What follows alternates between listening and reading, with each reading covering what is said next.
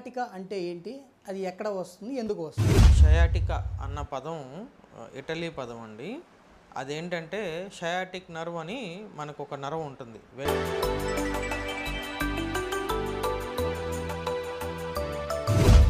సరే, సయాటికా లక్షణాలు ఎలా ఉంటాయి? అసలు ఎలా మొదలవుతాయి? యూజువల్గా చాలా వరకు ఇది 25 వయసు వాళ్ళ తర్వాత వాళ్ళకి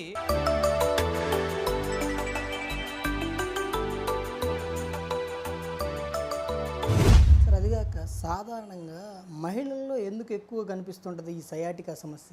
మహిళల్లో కొంచెం అధిక బరువు ఉండడం వల్ల, తర్వాత ఏంటంటే యూజువల్గా ప్రెగ్నెన్సీ తర్వాత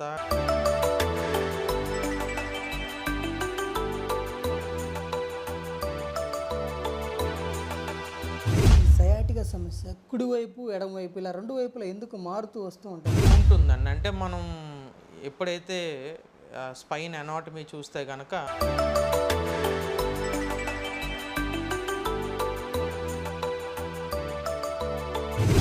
ఈ సయాటికా సమస్యతో బాధపడేవారు ఏ దశలో డాక్టర్ని సంప్రదిస్తే ఉపయోగం? షయాటికా ఇందాకలు చెప్పినట్టుగా ఫస్ట్ నడుము నొప్పితోనే మొదలవుతుందండి. ఆ టైంలోనే అది షయాటికానా కాదా అన్నది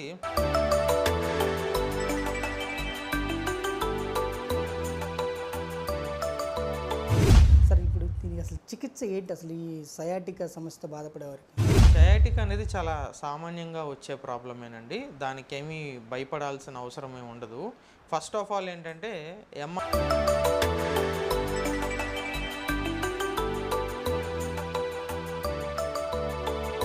ఇప్పుడు ఆపరేషన్ అవసరం అవుతుంది. ఇది ఎవరికి అవసరం అవుతుంది? అసలు ఆపరేషన్ చేస్తారా వీటికి? షయాటికాకి ఆపరేషన్ చేస్తారండి. కాకపోతే ఇందాకలు చెప్పిన విధంగా 100 మందిలో 5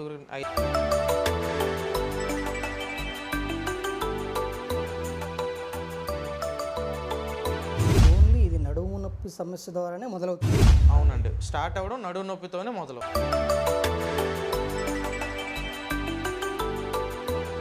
వెల్కమ్ టు భారత వనిత టీవీ. ఈరోజు సయాటికా సమస్యలతో బాధపడే వారికి, సయాటికా సమస్యలతో సతమతమవుతున్న రోగులకు సలహాలు, సూచనలు, చికిత్సా విధానం ఎలా ఉంటుంది, ఏంటి అనే విషయాలను మనతో చర్చించేందుకు ప్రముఖ ఆంధ్ర స్పైన్ సెంటర్ వైద్య నిపుణులు డాక్టర్ పలుకూరు నాగేంద్ర కుమార్ గారు మనతో ఉన్నారు. ఆయన ద్వారా ఈ సయాటికా సమస్యల గురించి తెలుసుకుందాం. ముందుగా డాక్టర్ పలుకూరు నాగేంద్ర కుమార్కి నమస్కారం సార్. నమస్తే. సార్, సయాటికా అంటే ఏంటి? అది ఎక్కడ వస్తుంది? ఎందుకు వస్తుంది? షయాటికా అన్న పదం ఇటలీ పదం అండి. అదేంటంటే షయాటిక్ నర్వ్ అని మనకు ఒక నర్వ్ ఉంటుంది. వెన్ను భాగంలో నుంచి L4, L5, S1 అన్న 3 నరాలు కలిసి తుంటి వెనకాల నుంచి తొడ వెనకాల భాగంలో నుంచి కాళ్ళలోకి ఆ నరం దిగుతుంది అనమాట. దాన్ని షయాటిక్ నర్వ్ అంటారు. సో దీన్ని షయాటికా అని ఎందుకు అంటారంటే చాలా వరకు నడుములో డిస్క్ సమస్యలు L4-5లో కానీ L5-S1 భాగంలో కానీ జరుగుతూ ఉంటాయి.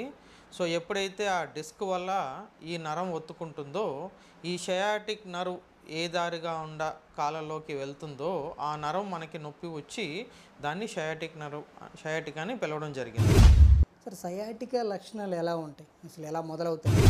యూజువల్గా చాలా వరకు ఇది 25 వయసు వాళ్ళ తర్వాత వాళ్ళకి నుంచి 45 వయసు లోపు వాళ్ళకి ఎక్కువగా సామాన్యంగా చూస్తూ ఉంటామండి.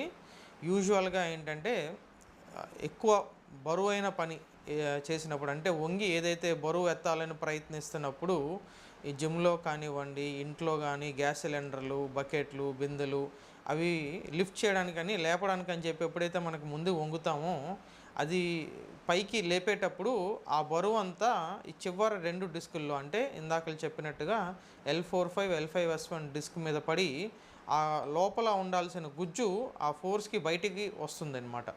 ఎప్పుడైతే ఆ గుజ్జు బయటకు వచ్చిందో మనకి ఆ నరం మీద ఒత్తిడి పడి ఆ నొప్పిగా మొదలవుతుంది. ఫస్ట్ 2-3 రోజులు నడుము నొప్పిగానే ఉంటుంది చాలా వరకు. ఎప్పుడైతే నడుము నొప్పి తొడ వెనకాల భాగంకి జారడం, అంటే నడుము దగ్గర నుంచి తుంటి వెనకాల దగ్గర నుంచి తొడ వెనకాల భాగంలోకి చిన్నగా నొప్పి కాళ్ళలోకి దిగుతుంది అనిపిస్తే కనుక దాన్ని షయాటికా అంటాము. అలాంటప్పుడు తప్పనిసరిగా ఒకసారి విజిట్ చేయాలి. సార్, సయాటికా నొప్పులు, నరాల నొప్పులు రాత్రిపూట ఎందుకు ఎక్కువగా ఉంటాయి? కొంత ఈ ఈ మన నరాలన్నీ ఎలాగ ఉంటాయంటేనండి, దాన్ని స్ట్రెచ్ చేసినప్పుడు అంటే నించున్నప్పుడు పడుకొని వెల్లికిలా పడుకొని కాలు చాపుకొని పడుకున్నప్పుడు మాత్రం నరాలు స్ట్రెచ్ అయ్యి ఉంటాయి. సో ఆల్రెడీ స్ట్రెచ్ అయ్యి ఉన్న నరం మీద ఎప్పుడైతే వెన్నుపూసలో డిస్క్ జారి ఆ నరం మీద ప్రెషర్ పడిగిందో ఆ నరం మీద ఇంకొంచెం స్ట్రెచ్చింగ్ జరుగుతూ ఉంటుంది అనమాట. సో యూజువల్గా వెల్లికిలా పడుకున్నప్పుడు లేకపోతే నించున్నప్పుడు కానీ మనం నరం మీద ఆ ప్రెషర్ పెరిగి అంటే టెన్షన్ డెవలప్ అయ్యి స్ట్రెచ్ అయ్యి రాత్రిపూట యూజువల్గా ఈ నొప్పులు బయటపడుతూ ఉంటాయి. సార్ అదిగాక సాధారణంగా మహిళల్లో ఎందుకు ఎక్కువ కనిపిస్తుంటుంది ఈ సయాటికా సమస్య? మహిళల్లో కొంచెం అధిక బరువు ఉండడం వల్ల, తర్వాత ఏంటంటే యూజువల్గా ప్రెగ్నెన్సీ తర్వాత డెలివరీ తర్వాత బరువు పెరగడం, తర్వాత ఏంటంటే కాల్షియము విటమిన్ డి లోపాలు సమస్య ఎక్కువగా ఉంటుందండి. చాలామంది ఆడవాళ్ళు ప్రెగ్నెన్సీ టైంలో కాల్షియం టాబ్లెట్లు విటమిన్ డి టాబ్లెట్లు వాడతారు, కానీ ప్రెగ్నెన్సీ అయిన తర్వాత 6 నెలల వరకు కూడా calcium and vitamin D supplements కంపల్సరీగా తీసుకోవాలి.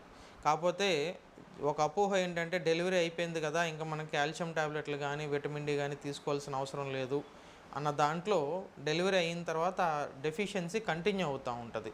సో యూజువల్గా ఆ డెఫిషియన్సీ వల్ల ఏమవుతుందంటే కండరాల యొక్క బలం తగ్గి వెన్నుపూసలో ఎముకల్లో బలం తగ్గి ఏదన్నా రోజువారి ఇంట్లో పనులు చేసి వంగి లేచినప్పుడు ఆ ప్రెషర్కి డిస్క్ అనేది జారి షయాటికా వచ్చే ఛాన్స్ ఎక్కువగా ఉంది. సాధారణంగా ఏ వయసు వారిలో ఎక్కువ కనిపిస్తుంది ఈ సయాటికా సమస్య? ఇందాకలు చెప్పినట్టుగా 25 నుంచి 45, 50 ఏళ్ళ వయసులో వాళ్ళకి సామాన్యంగా ఈ షయాటికా అన్నది కనబడుతూ ఉంటుందండి. వాళ్ళల్లో ఏంటంటే ఎక్కువ పని చేసుకునే వయసు, ఎముకల్లో బలం గ్రాడ్యువల్గా 30-35 తర్వాత ఎముకల్లో బలం తగ్గడం, తర్వాత ఏంటంటే ఈ డిస్క్ సమస్యలు వాళ్ళలోనే ఎక్కువ చూస్తాం. ఈ సయాటికా సమస్య కుడివైపు ఎడమవైపు ఇలా రెండు వైపులా ఎందుకు మారుతూ ఉంటుందండి. అంటే మనం ఎప్పుడైతే స్పైన్ అనాటమీ చూస్తే కనుక డిస్క్ అనేది మొత్తం central part, right part, left part అని 3 భాగాలుగా విభజిస్తామన్నమాట. కొంతమందికి ఆ డిస్క్ జారడం అనేది కుడిపక్క జారితే కుడిపక్క షయాటికా రావడం, ఎడం పక్క జారితే ఎడం పక్క షయాటికా రావడం, ఇలా కాకుండా కొంతమందికి సెంట్రల్ డిస్క్ ప్రొలాప్స్ అంటాం. అంటే మధ్య భాగంలో డిస్క్ ఎప్పుడైతే బయటకు వచ్చిందో అప్పుడు 2 పక్కల నరాలు ఒత్తుకొని 2 పక్కల వస్తూ ఉంటుంది అన్నమాట. ఈ సయాటికా సమస్యతో బాధపడేవారు ఏ దశలో డాక్టర్ని సంప్రదిస్తే ఉపయోగం? షయాటికా ఇందాకలు చెప్పినట్టుగా ఫస్ట్ నడునొప్పితోనే మొదలవుతుందండి. ఆ టైంలోనే అది షయాటికానా కాదా అన్నది ఎవరు గుర్తించరు. సామాన్యంగా వచ్చే నడునొప్పిగానే చాలామంది పరిగణించి ఫస్ట్ ఎయిడ్ కానీ ట్రీట్మెంట్స్ కానీ ట్యాబ్లెట్లు కానీ వాడుతూ ఉంటారు. ఒకవేళ ఆ నడుము నొప్పి తగ్గిపోతే కనుక మనకేమీ షయాటికా కాదన్నట్టు. కానీ నొప్పి తగ్గకుండా నడుము నొప్పి తగ్గిన దాంతోపాటు కాళ్ళలోకి జాలు రావడం మొదలైతే కనుక దాని అర్థం మనకి నరం మీద ఒత్తిడి పడుతుంది అనేది. ఈ దశలో ఒకసారి డాక్టర్ కన్సల్టేషన్ అయితే అవసరం పడుతుందండి. ఎందుకు అంటే లోపల నరం అనేది ఎంతవరకు మనకి ఒత్తుకుందో ఒక ఎంఆర్ఐ స్కాన్ ద్వారా కానీ క్లినికల్ ఎగ్జామినేషన్ ద్వారా కానీ మనం దాన్ని చెక్ చేసుకుంటే ఎర్లీ స్టేజెస్లో ట్రీట్మెంట్ చాలా ఈజీగా ఉంటుందన్నమాట. సార్ ఇప్పుడు దీనికి అసలు చికిత్స ఏంటి అసలు ఈ సయాటికా సమస్యతో బాధపడేవారు? షయాటికా అనేది చాలా సామాన్యంగా వచ్చే ప్రాబ్లమేనండి. దానికి ఏమీ భయపడాల్సిన అవసరమే ఉండదు. ఫస్ట్ ఆఫ్ ఆల్ ఏంటంటే ఎంఆర్ఐ స్కాన్ అనేది రేడియేషన్ కాదండి. మేము చాలామంది పేషెంట్స్తో మాట్లాడుతూ ఉంటే ఎంఆర్ఐ స్కాన్ తీయించుకోమంటే అది రేడియేషన్ కదా అని చెప్పి ముందు భయపడుతూ ఉంటారు. ఎంఆర్ఐ స్కాన్ అనేది రేడియేషన్ కాదు. గర్భవతులు కూడా చిన్నపిల్లలు కూడా ఏ విధమైన సైడ్ ఎఫెక్ట్స్ లేకుండా ఎంఆర్ఐ స్కాన్ అనేది తీయించుకోవచ్చు.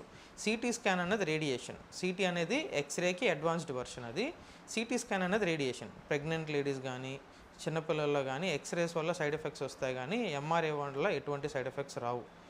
సో రెస్ట్ తీసుకొని 2-3 రోజులు రెస్ట్ తీసుకొని నొప్పి తగ్గిపోతే ఫస్ట్ ఎయిడ్ మెడికేషన్స్ అది వాడుకొని సరిపోతుంది. లేని పక్షంలో ఒక ఎంఆర్ఐ అనేది తీస్తే ఇందులో స్టేజెస్ ఉంటాయండి. ఫస్ట్ స్టార్టింగ్ స్టేజ్ ఏంటి అంటే జస్ట్ యాంజులర్ టేర్ అంటాం. అంటే గుజ్జు బయట పొర కట్ అయింది కానీ లోపల ఉన్న గుజ్జు బయటికి రాకపోవడం అనమాట. వీళ్ళల్లో నొప్పి తీవ్రత చాలా ఎక్కువగా ఉంటుంది. కాకపోతే ఏంటంటే ఇది చాలా ఎర్లీ స్టేజు, 100% మందుల ద్వారా కానీ ఎపిడ్యూరల్ ఇంజెక్షన్స్ ద్వారా కానీ తగ్గిపోతుంది. ఇది కాకుండా గుజ్జు బయటకు వచ్చిన వాళ్ళని డిస్క్ ప్రొలాప్స్ అంటాం అనమాట. ఈ డిస్క్ ప్రొలాప్స్లో కూడా స్టేజెస్ ఉంటాయండి. అంటే మనకి నరానికి ఉన్న చోటు ఎంత శాతం ఒత్తుకుంది, అంటే 20% ఒత్తిడి పడుతుందా నరం మీద, 50% ఒత్తిడి పడుతుందా, 90% ఒత్తిడి పడుతుందా అన్నది ఉంటుంది. సో వీళ్ళల్లో కూడా సైంటిఫిక్గా ప్రూవ్ అయింది ఏంటి అంటే 95% వరకు కూడా 95%లో మనుషులకి ఆపరేషన్ లేకుండానే మందులతో కానీ ఇంజెక్షన్ ద్వారా కానీ నయం అయిపోతుంది. ఎవరికైతే డిస్క్ బల్జ్ అంటే డిస్క్ ప్రొలాప్స్ అనేది 90% పైన నరం ఒత్తుకొని దాంతో పాటుగా భరించలేని నొప్పి, రోజువారీ పనులు కూడా చేసుకోవడం కష్టంగా ఉండి, దాంతోపాటు కాళ్ళల్లో బలం తగ్గితే అంటే ఒక కాలికి రెండో కాలికి కండరాల్లో బలం తగ్గడం కానీ స్పర్శ కానీ తగ్గడం కానీ జరిగితే ఆ ఒక్క సిచ్యువేషన్లో మాత్రమే మనం ఆపరేషన్ అనేది ప్రిఫర్ చేస్తాము. చాలా ఎర్లీ స్టేజెస్లో కనుక మిడిల్ స్టేజెస్లో కూడా మనకి ఆపరేషన్ లేకుండానే తగ్గింది. సరే, ఈ మందులతో ఎంతకాలం వరకు ఎంతకాలం సమయంలోపు మనకి ఈ రికవరీ అయ్యే అవకాశం ఉంది, నయం అయ్యే అవకాశం? 6 వారాల నుంచి 8 వారాల దాకా సామాన్యంగా యూజువల్గా పడుతుందండి. సుమారుగా వాడుకోవాల్సి వస్తుంది. ఫస్ట్ 2-3 వారాలు కొంచెం హై పవర్ వాడతామండి. ఎందుకంటే యాంజులార్ టేర్ అన్నది కొంచెం నొప్పి తీవ్రత ఎక్కువగా ఉంటుంది. వీళ్ళలో లో డోస్ స్టెరాయిడ్స్ వాడతాము. అది ఓన్లీ ఒక 2 వారాలు, అవసరమైతే 3 వారాలు మాత్రమే వాడతాము. ఇంకా ఎక్కువ స్టెరాయిడ్స్ వాడాల్సి వస్తే అంటే అనుకున్నంత ఇంప్రూవ్మెంట్ లేకుండా ఇంకా స్టెరాయిడ్ డోసేజ్ ఉంటే బాగుంటుందన్న వాళ్ళల్లో నోటి ద్వారా అంటే ఓరల్ స్టెరాయిడ్స్ బదులు ఒక ఎపిడ్యూరల్ ఇంజెక్షన్, అంటే ఈ వెన్నుపూస భాగంలో మధ్యలో గ్యాప్స్ ఉంటాయండి. ఆ వెన్నుపూస భాగంలో నుంచి ఒక చిన్న నీడిల్ పంపించి అక్కడ ఈ స్టెరాయిడ్ ఇంజెక్షన్ అనేది చేస్తామన్నమాట. సో దీనివల్ల ఏంటంటే ఇది అబ్సల్యూట్లీ సేఫ్ ప్రొసీజర్ అండి. ఎప్పుడైతే ఈ స్పేస్లో నుంచి నరం దగ్గర ఇక్కడ గుర్తుంచుకోవాల్సింది ఏంటి అంటే నరాన్ని గుచ్చం, నరం దగ్గరికి వెళ్ళి మనం ఏదైతే మందు నోటి ద్వారా ఉంటామో అదే మందుని ఎపిడ్యూరల్ స్పేస్లో మనం ఇస్తామన్నమాట. సో ఇది అబ్సల్యూట్లీ 0 సైడ్ ఎఫెక్ట్స్ ఉంటాయండి. చాలా వరకు ఎవరికైతే మందుల ద్వారా అనుకున్నంత బెనిఫిట్ రాలేదో ఎపిడ్యూరల్ ఇంజెక్షన్ ద్వారా ఈ 2 విధానాల ద్వారా 90% మందికి సయాటిక్ అనేది క్యూర్ చేయగలుగుతాం. సరే, ఇప్పుడు ఆపరేషన్ అవసరం అవుతుంది, ఇది ఎవరికి అవసరం అవుతుంది, అసలు ఆపరేషన్ చేస్తారా వీటికి? షయాటికాకి ఆపరేషన్ చేస్తామండి. కాకపోతే ఇందాక చెప్పిన విధంగా 100 మందిలో 5 నుంచి 10 మందికి మాత్రమే ఆపరేషన్ అవసరం పడుతుంది. ఎలాంటి వాళ్ళకి అంటే ఫస్ట్ కోడా ఈక్వైనా సిండ్రోమ్ అంటాం. అంటే డిస్క్ సెంట్రల్ డిస్క్ బల్జ్ అంటే మధ్య భాగంలో డిస్క్ రావడం వల్ల యూరిన్కి లెట్రిన్కి వెళ్ళే నరాలు సెంట్రల్ భాగంలో ఉంటాయి. అది ప్రెస్ అవ్వడం వల్ల ఏంటంటే ఆ భాగం అంతా మొద్దుబారిపోయి యూరిన్లో కనుక మార్పులు వస్తాయి, అంటే యూరిన్ సరిగ్గా పాస్కి వెళ్ళలేని పరిస్థితుల్లో వాళ్ళని ఇది ఒక్క ఎమర్జెన్సీ సిచ్యువేషను. ఇది ఒక్క సందర్భంలో మాత్రం ఎమర్జెన్సీగా ఆపరేషన్ చేయాల్సి ఉంటుంది. ఎందుకంటే ఆ నరాలు చాలా సున్నితంగా ఉంటాయి. వీలైనంత త్వరలో ఆపరేషన్ చేస్తే రికవర్ అనేది జరుగుతుంది. ఈ ఒక్క సందర్భాన్ని పక్కన పెడితే 95% ఆపరేషన్ లేకుండానే తగ్గుతుంది. ఆ 5 మంది కూడా డిస్క్ చాలా పెద్ద పీస్ బయటకు వచ్చి ఒక కాలికి రెండో కాలికి నరం యొక్క కాళ్ళల్లో బలం తగ్గడం వల్ల అంటే 20% 30% పైన నరం బలం అనేది దిగజారితే అప్పుడు నరం డ్యామేజ్ అవ్వకుండా ఉండడానికి మనం ఆపరేషన్ ద్వారా ఏదైతే పీస్ బయటకు వచ్చిందో ఆ పీస్ని బయటికి తీయగలుగుతాం. ఓన్లీ ఇది నడుము నొప్పి సమస్య ద్వారానే మొదలవుతుంది? అవునండి, స్టార్ట్ అవ్వడం నడుము నొప్పితోనే మొదలు. L4-5 L5S1 కింద 2 డిస్క్లు వల్ల ఆ డిస్క్ బల్జెస్ వల్ల మనకి నరం ఒత్తుకొని ఈ విధంగా ప్రజెంట్. ఇప్పుడు ఆపరేషన్ తర్వాత ఎంతకాలం రెస్ట్ తీసుకోవాల్సి ఉంటుంది? ఇది షయాటికల్ ఆపరేషన్ మీరు అర్థం చేసుకోవాల్సింది ఏంటంటే ఏ పీస్ అయితే ఏదైతే డిస్క్ భాగం బయటకు వచ్చిందో ఆ ఒక్క పీస్ని మాత్రమే మనం రిమూవ్ చేస్తాం. అంటే డిస్క్ మొత్తాన్ని రిమూవ్ చేయం. ఎప్పుడైతే డిస్క్ మొత్తాన్ని రిమూవ్ చేసామో రాడ్స్ అనేవి వేస్తాము. సో షయాటికాలో యూజువల్గా రాడ్లు వేసే అవసరం ఉండదు, కొన్ని సందర్భాల్లో రేర్ సందర్భాల్లో తప్ప. వీళ్ళల్లో ఏదైతే డిస్క్ పీస్ బయటకు వచ్చిందో మైక్రోస్కోపీ ద్వారా కానీ ఎండోస్కోపీ ద్వారా కానీ ఆ డిస్క్ని బయటకు తీస్తాం. ఆ డిస్క్ తీసేసిన తర్వాత ఆ యాన్యులస్ అంటే డిస్క్ అనేది పూర్తిగా మళ్ళీ సెట్ అవ్వడానికి 3 నెలలు టైం పడుతుందండి. అంటే మైక్రోస్కోపీ ద్వారా ఎండోస్కోపీ ద్వారా చేసినా నడిపిస్తాం. ఆపరేషన్ తర్వాత రోజే పేషెంట్ నడవగలుగుతారు, ఇంటికి బయటికి తిరగలుగుతారు. కానీ బండి మీద ఆఫీస్కి వెళ్ళడానికి కానీ వంగి బరువు పనులు చేసుకోవడానికి కానీ లేకపోతే ఇతరత్ర రెగ్యులర్ యాక్టివిటీస్ అంటే రెస్ట్రిక్షన్స్ అనేవి ఏవి లేకుండా చేసుకోవడానికి 2 నుంచి 3 నెలలు టైం పడుతుంది. ఆహారంతో దీనికి ఏమైనా చెక్ పెట్టే అవకాశం? అంటే రాకుండా ప్రివెంట్ చేయగలం. ఇందాకలు చెప్పినట్టుగా ఎప్పుడైతే బలమైన ఆహారం తీసుకున్నామో మనం వంగి లేచినప్పుడు ఆ బరువు అనేది మజిల్ టేకప్ చేస్తుంది. ఎప్పుడైతే స్పైనల్ మజిల్ అంటే వెన్నుపూస పక్కన ఉన్న కండరాలు గట్టిగా ఉంటాయో అది ఎప్పుడు గట్టిగా ఉంటాయి? బలమైన ఆహారం తీసుకోవడం వల్ల. పోషకమైన ఆహారం, కాల్షియము, విటమిన్ డి ఎప్పుడైతే ఫుడ్లో సరిపడా ఉందో మజిల్ గట్టిగా ఉండడం వల్ల మనం వంగి పని చేసినప్పుడు ఆ ప్రెషర్ అనేది డిస్క్ వరకు వెళ్లకుండా ఉంటుంది. ఒకసారి వచ్చిన తర్వాత ఆహార పదార్థాలు మళ్ళీ ఫర్దర్గా రాకుండా ఉండడానికే కానీ వచ్చిన దాన్ని లోపలికి వెళ్ళడానికి ఏం చేయమండి. సరే, ఈ మధ్య కాలంలో మీ దృష్టికి వచ్చిన ఈ సమస్యలతో వచ్చిన వాళ్ళకి ఎక్కువ ఆపరేషన్ అవకాశం వచ్చిందా, లేకుంటే మందులతో నయం చేసే అవకాశం ఎక్కువ? ఎప్పుడూ మందులతోనే ఉంటుందండి. మేము స్పైన్ సర్జన్ అయినప్పటికీ ఫస్ట్ ప్రయత్నం ఎప్పుడూ మందులతోనే ఉంటుందండి. ఆపరేషన్ ఎప్పుడన్నా సరే లాస్ట్ ఆప్షన్ కిందే ఉంటుంది. కంపల్సరీ అంటే అన్ని విధానాలు మందులు, ఇంజెక్షన్స్ ద్వారా 2-3 నెలలు మనం ప్రయత్నించి అప్పటికి ఎటువంటి మార్పు లేదు, లేకపోతే ఈలోపు బలం తగ్గుతుంది కాళ్ళలో నరం మీద ఉన్న ఒత్తిడి వల్ల, అలాంటప్పుడు మాత్రమే మనం సర్జరీ ప్రిఫర్ చేస్తాం. సాధారణ కొంతమంది నిద్రలో కాలు వెనక భాగం లాగుతుంది నరం. అవునండి. సడన్గా కాలు ముడిచినప్పుడు కానీ, సడన్గా కొంచెం హెవీగా చాపినప్పుడు ఒక నరం లాగేసినట్టు పట్టేసి, అది ఇది సయాటికా సమస్య, అది వేరేది? అది వేరే సమస్యలు కూడా ఉంటాయి, బట్ షయాటికా కూడా ఒక కారణం అండి. హ్యామ్స్ట్రింగ్ టైట్నెస్ అంటాము. హ్యామ్స్ట్రింగ్ టైట్నెస్ కానీ పైరిఫార్మిస్ మజిల్ అంటాం, అంటే తుంటి వెనకాల భాగంలో పైరిఫార్మిస్ మజిల్ అని ఉంటుంది. ఈ 2 కారణాల వల్ల కూడా మీరు చెప్పిన లక్షణాలు ఉంటాయి. షయాటికా కూడా అందులో ఒక కారణం.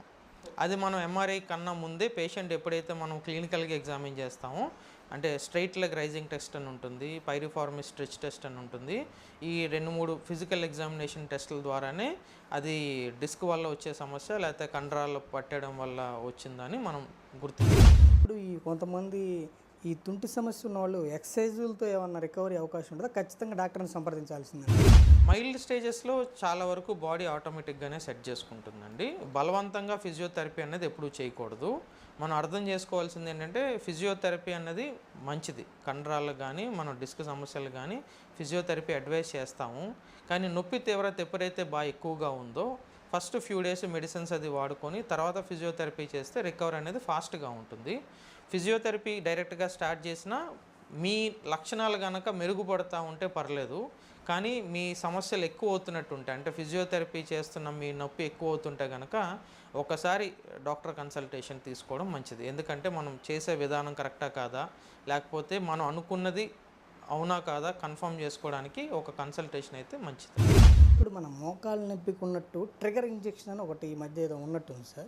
అవునండి. మోకాలు నొప్పికి అయినా సరే, మోకాళ్ళ నొప్పికి షయాటికా కూడా యాంకిల్ దగ్గర వాడతారు. దీనికి కూడా వాడతారు. కొన్ని టెక్నిక్స్ డిస్క్రైబ్ చేస్తున్నాయి. షయాటిక్ నర్వ్ అంటే ఎప్పుడైతే షయాటిక్ నర్వ్ యాంకిల్ వెనకాల భాగం నుంచి వెళ్తుందో అక్కడ కొన్ని ఇంజెక్షన్స్ చేస్తాము. దాన్ని ఏమంటారంటే పెయిన్ రిసెప్టర్స్ని బ్లాక్ చేయడం అంటారు. అంటే షయాటిక్ నర్వ్ ఎక్కడైతే చివరి భాగంలో ఎండ్ అవుతుందో యాంకిల్ వెనకాల భాగంలో అక్కడ నార్మల్ సెలైన్ ఇంజెక్షన్స్ కానీ లిగ్నోకెన్ ఇంజెక్షన్స్ కానీ చేసినప్పుడు ఆ నరం అనేది పెయిన్ సెన్సర్స్ని బ్లాక్ చేయడం అంటారనమాట. నొప్పి కొంతవరకు తగ్గుతుంది. అది ఒక ఎర్లీ స్టేజెస్లో ఉన్న వాళ్ళకి అది కూడా ప్రయత్నం చేయొచ్చు. ఇప్పుడు మీ ఈ సయాటికా సమస్యతో బాధపడే వారికి ఒక స్పైన్ సర్జన్గా మీరు ఇచ్చే సలహా వెన్ను సమస్యలు అనేవి ప్రివెన్షన్ ఈజ్ ఆల్వేస్ బెస్ట్. వచ్చిన తర్వాత డిస్క్ ఏదైతే వెనక్కి వచ్చిన తర్వాత అది లోపలికి అబ్జర్వ్ అవ్వడానికి సందర్భాలు ఉన్నాయి. 6 నెలల నుంచి సంవత్సరం కూడా పడుతుంది. రాకుండా ముందు జాగ్రత్తగా ఉండడం అంటే డైలీ కొంత ఎక్సర్సైజ్ చేసుకొని తర్వాత హెల్దీ డైట్ మెయింటైన్ చేసుకోవడం, బరువు పెరగకుండా చూసుకోవడం, వంగి బరువులు లేపుతున్నప్పుడు ఏంటంటే వేరే వాళ్ళ సహాయం తీసుకోవడం కానీ లేకపోతే ఈ మీకు వేరే బొమ్మలు చూపిస్తాము ఆ విధంగా వెన్నుపూస మీద భారం పడకుండా అంటే తుంటి మీద మోకాలు ఫోల్డ్ చేసి ఎప్పుడైతే మనం లిఫ్ట్ చేయగలుగుతామో ఈ అన్ని సమస్యల వల్ల మనకి షయాటిక్ అన్నది రాకుండా ఉంటుందండి. ప్రివెంట్ సార్, ఆంధ్ర స్పైన్లో ఎలాంటి సౌకర్యాలు ఉన్నాయి? ఈ సయాటికా సమస్యతో బాధపడే వారికి చికిత్సా విధానం కానీ ఎలాంటి ఆపరేషన్ల సదుపాయాలు ఉన్నాయి? ఆంధ్ర స్పైన్ సెంటర్లో 95% ఫస్ట్ ప్రిఫరెన్స్ ఎప్పుడు మెడికల్ మేనేజ్మెంట్కి కానీ కన్జర్వేటివ్ మేనేజ్మెంట్కి కానీ ప్రయత్నం ఉంటుందండి. సర్జరీ ఎప్పుడు లాస్ట్ ఆప్షన్ కిందే ఉంటుంది. కంపల్సరీ సర్జరీ అయితేనే మనం సర్జరీ ప్రిఫరెన్స్కి వెళ్తాం. ఇన్ కేస్ సర్జరీ కనుక అవసరం పడితే కనుక మోస్ట్ అడ్వాన్స్డ్ ఎండోస్కోపీ సిస్టమ్ మన దగ్గర ఉందండి. ఏపీలో ఫస్ట్ టైం మనం స్టార్ట్ చేసాము. అంటే ఒక లాప్రోస్కోపీ అంటే ఒక చిన్న కెమెరా మనం పొట్టలోకి పంపించినట్టుగా ఇంకా అడ్వాన్స్డ్ అని చెప్పుకోవచ్చు. లాప్రోస్కోపీకి కానీ మోకాళ్ళ స్కోపీకి కానీ 2-3 స్కోప్స్ పంపిస్తాం. ఇది మనం సింగిల్ స్కోప్ అంటే ఒకే ఒక కట్, అది కూడా 8 mm సైజు ఉంటుంది. 8 mm సైజు ఉన్న ఒక చిన్న కట్ ద్వారా మనం కెమెరా లోపలికి పాస్ చేసి అందులో నుంచి ఆ కెమెరా ఉన్న ఎక్విప్మెంట్లో నుంచి వేరే ఇన్స్ట్రుమెంట్స్ కూడా మనం పాస్ చేసి ఆ డిస్క్ అనేది మనం సురక్షితంగా రిమూవ్ చేయగలుగుతాము. ఎండోస్కోపీ అడ్వాన్స్డ్ ఎందుకు అంటే కనుక మనకి మ్యాగ్నిఫికేషన్ అనేది చాలా ఎక్కువగా ఉంటుంది. అంటే లోపల ఉన్న సన్న నరాలు 10 రెట్లు పెద్దగా మనకు కనబడతాయి. సో ఫస్ట్ క్లారిటీ ఉంటుంది, మ్యాగ్నిఫికేషన్ అంటాము. దాని నెక్స్ట్ ఇల్యూమినేషన్ అంటాం. ఎప్పుడైతే హై కాన్సన్ట్రేషన్ ఆఫ్ లైట్ మనం లోపలికి వెళ్తుందో నరాలు అనేది కరెక్ట్గా నరం ఏది డిస్క్ ఏది అనే డిఫరెన్సియేషన్ అనేది మనకు కరెక్ట్గా ఉంటుంది. అండ్ రెండోది ఏంటంటే మినిమల్ కటింగ్ ఉంటుంది. 8 mm అంటే ఫ్రాంక్లీ ఒక సింగిల్ కుట్టు లేకపోతే బ్యాండేడ్ వేసుకునేంత సైజు కుట్టు అనమాట. దీని ద్వారా మనం ఆ షయాటికాని తీయగలుగుతాము. తర్వాత మైక్రోస్కోపీ కూడా ఉంటుంది, అంటే మల్టిపుల్ లెవెల్స్. ఎండోస్కోపీ అన్నది ఒక పక్క, అంటే ఇప్పుడు కుడి పక్క ఉంటే కుడి పక్క నుంచి చేస్తాం, ఎడమ పక్క ఉంటే ఎడమ పక్క నుంచి చేస్తాము.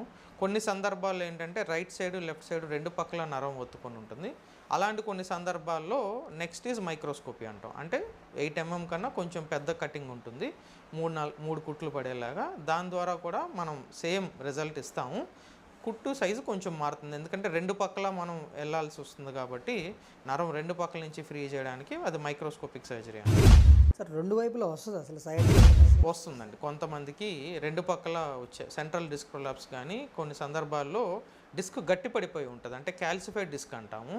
వాళ్ళలో ఏంటంటే ఎండోస్కోపీ ద్వారా మనకు ఆ గట్టి అంటే రాయిలాగా గట్టి పడిపోతుంది కొంతమందికి. వాళ్ళ ద్వారా అప్పుడప్పుడు ఎండోస్కోపీ కుదరనప్పుడు కొన్ని సందర్భాల్లో మైక్రోస్కోపీ.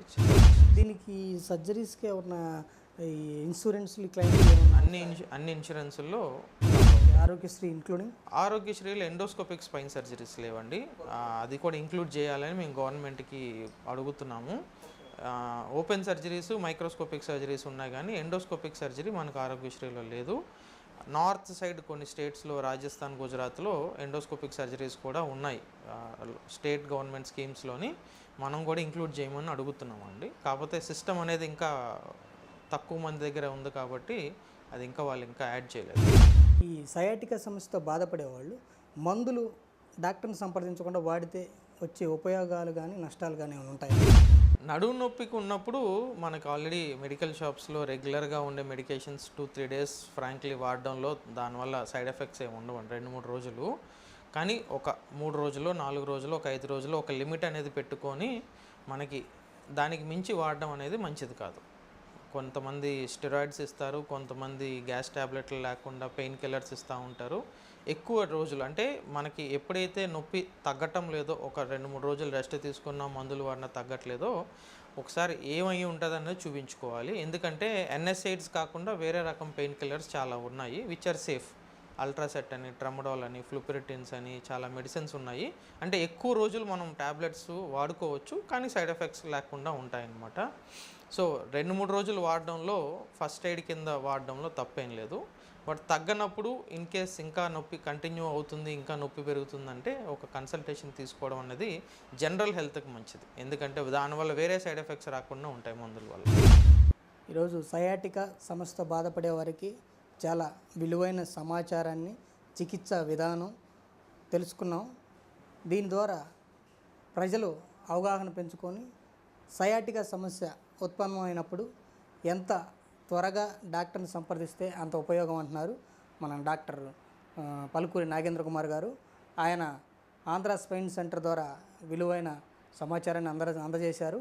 అదేవిధంగా ఈ ఆంధ్ర స్పైన్ సెంటర్లో చికిత్స, వైద్య సదుపాయాల గురించి స్పష్టంగా వివరించారు. ఆయనకి ధన్యవాదాలు తెలియజేస్తున్నాం. నమస్కారం సార్. నమస్తే.